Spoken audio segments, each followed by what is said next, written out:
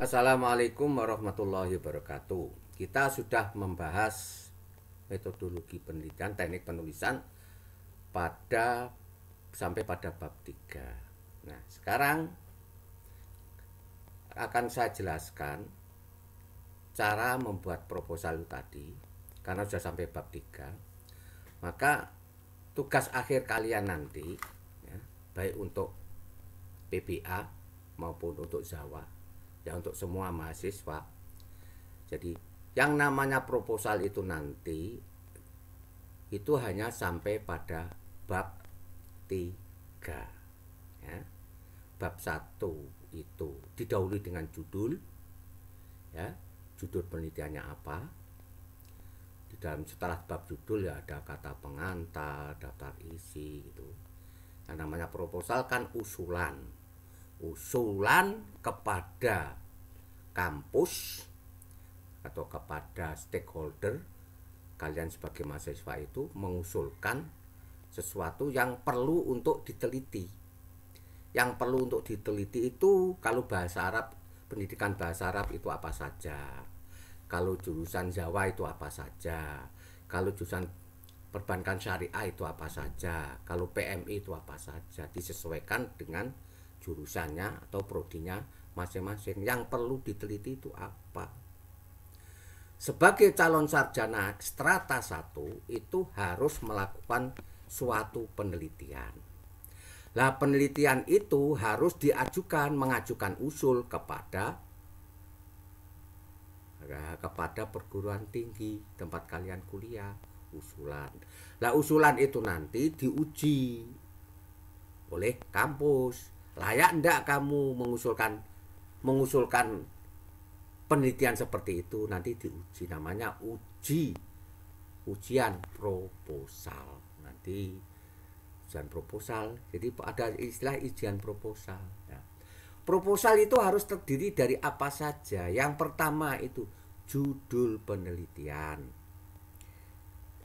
Setelah judul terdiri isinya apa saja, judul penelitian, bab 1, bab 2, dan bab 3. Bab 1 terdiri dari latar belakang masalah, rumusan masalah, tujuan penelitian, terus manfaat penelitian. Itu bab 1. Bab 2 terdiri dari judul babnya landasan teori dan kajian pustaka.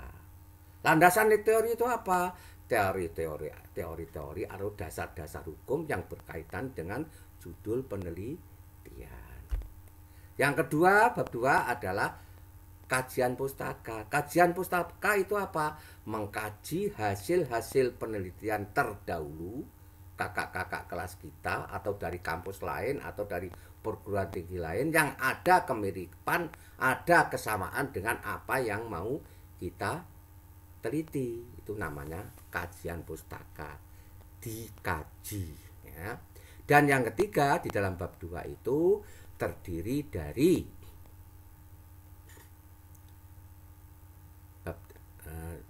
yang ketiga yaitu hipotesis penelitian. Hipotesis penelitian itu nanti harus menjawab rumusan masalah yang ada pada bab 1 yang berupa kalimat tanya dijawab secara teori atau sementara berupa hipotesis penelitian.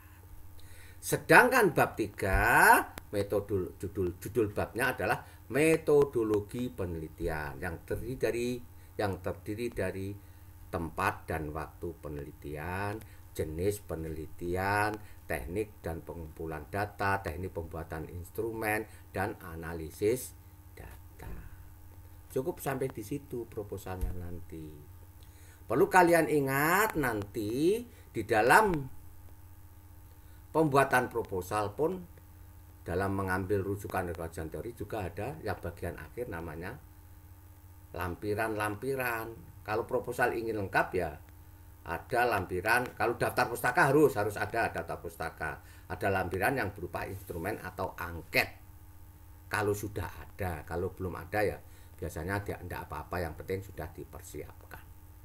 Tapi idealnya itu pada waktu mengajukan proposal itu harus sudah ada instrumen penelitian, kalau perlu sudah ada uji cobanya, gitu ya.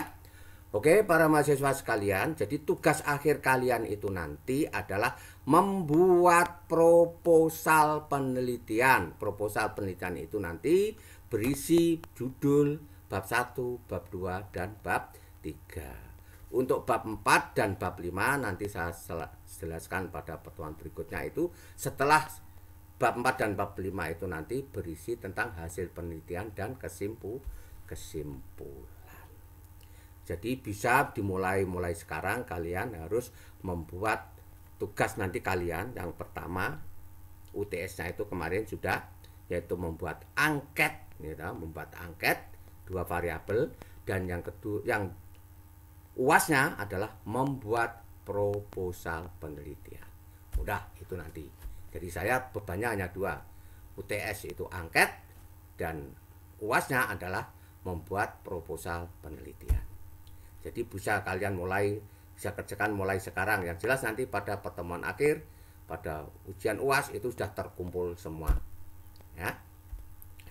Perlu kalian ingat pula bahwa penulisan proposal yang namanya karya ilmiah itu harus menggunakan A4. Ingat ini. Kalau ada yang menggunakan kertas folio, itu jelas mengurangi nilai, berarti dia tidak tahu sama sekali. Sekali lagi ya, semua karya ilmiah sudah kesepakatan seluruh dunia ini, luar negeri juga begitu, itu harus menggunakan A4. A4 itu kuarto, ya. Kertasnya itu diingat. Kemarin masih ada 1 atau 2 orang itu yang menggunakan folio, itu ngawur, itu super ngawur. Berarti dia tidak pernah mengikuti perkuliahan itu penjelasan. Semua karya ilmiah, baik paper, makalah, proposal, pokoknya dunia kampus, tugas-tugas itu harus dikerjakan dengan A4. Itu untuk tugas-tugas karya ilmiah. Karya ilmiah ya karya akademik, perkuliahan. Tapi kalau untuk kantor baru menggunakan F4. F4 itu apa? Surat menyurat, SK, keputusan apa, surat tugas dan sebagainya, itu pakai F4. Beda antara karya ilmiah dengan administrasi. Nah, nanti teknik penulisannya bisa kalian lihat contoh-contoh yang ada. Batas atas itu 4 cm dari atas, batas kiri 4 cm dari kiri, batas bawah 3 cm, batas kanan 3 cm, atau dikenal dengan margin. Atas ke atas, kiri, bawah, kanan. Jadi 4 4 3 3. 4 4 3 3 itu atas, kiri, bawah, kanan. Atau 4 3 4 3 ya boleh, atas, bawah, kiri, kanan. Itu kalau 4 3 4 3 gitu ya. Jadi atas 4 cm, bawah 3 cm, kiri 4 cm, kanan 3 cm.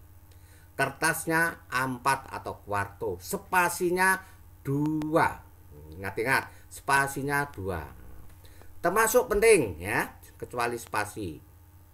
Ukuran, jenis hurufnya dulu. Jenis hurufnya harus Times New Roman. Ingat, Times New Roman, jangan pakai jenis yang lain ya. Times New Roman. Ukurannya berapa? Size-nya 12 ya. Times New Roman 12. Kemudian teknik mengutip bagaimana? Ini teknik mengutip, ini ada yang menggunakan footnote, ada yang menggunakan body note atau endnote. Tapi di kampus IPMAFA ini masih menggunakan footnote. Cara menggunakan footnote bagaimana? Kalian bisa melihat contoh-contoh skripsi atau proposal yang sudah ada di perpustakaan. Urut-urutannya nanti pakai indeks gitu. Kalau itu footnote, itu nanti di kode footnote pertama, misalkan karangannya siapa? Sugiono gitu kan. Nama anu ditulis dulu ya. Terus judul. Habis judul kota. Habis kota tahun, penerbit dulu, baru tahun. Nanti urutannya bisa dilihat. Berbeda dengan perpustakaan daftar pustaka. Daftar pustaka juga bisa kalian lihat ya.